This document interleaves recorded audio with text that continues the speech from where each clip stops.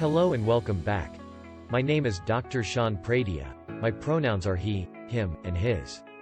Referring to someone using pronouns like I just did may seem new to some, but we have been doing this for quite some time. Pronouns are the articles of speech that are used to refer to ourselves, such as I and me, or others like she, her, hers, or he, him, his, and they, them, theirs.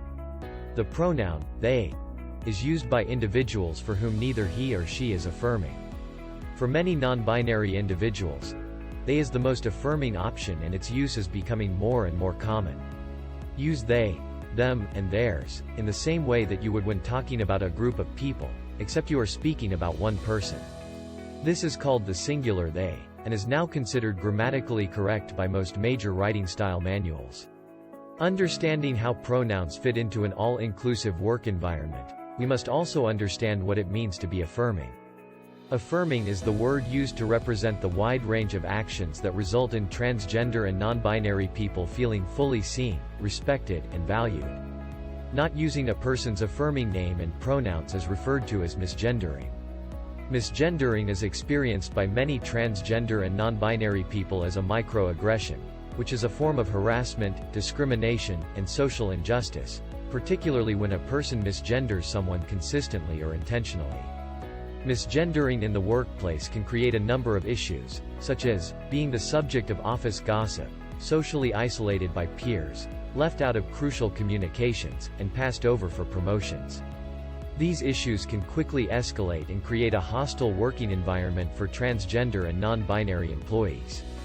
When this occurs, it impacts the productivity, and in some cases talented employees decide to seek positions at more affirming companies. Frequently, pronouns have an implied gender such as he, to refer to a male, or she, to refer to a female. People may also make assumptions about the gender of a person based upon their appearance or their name. Remember, gender is a social and cultural reference, not biological. With that said, making assumptions about gender are not always correct, accurate, or helpful. When using someone's correct pronouns, it is instrumental in creating an inclusive environment where you demonstrate that you care for and respect them as an individual. Putting the use of pronouns into perspective, we wouldn't want someone to refer to us by a name other than our own and used it against our will. It can be just as upsetting or disrespectful to refer to someone using incorrect pronouns. Choosing to not use the pronoun someone has shared that they go by can be considered harassment and implies that intersex, transgender, non-binary, and gender non-conforming people do not share the same required respect and benefits of equality that other groups do. Here are some pronoun-related best practices. When introducing yourself, include your pronouns with your name, and ask others to do the same. Here's an example. Hi Sean, great to meet you. My name is Jamie, and my pronouns are he, him, and his. What pronouns do you use? Here's another one. I'm Anna, and my pronouns are she, her, hers. And then say that you want to make sure you use the right pronouns for them.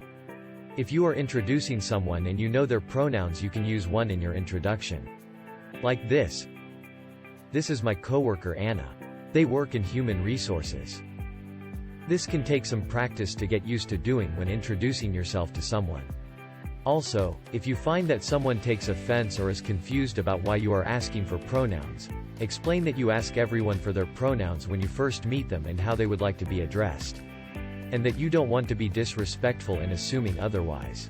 Here's another best practice. Include your own pronouns on correspondence and email signatures. When cisgender people include their pronouns on their signature, it normalizes the practice, and makes it easier for transgender and non-binary people to include theirs.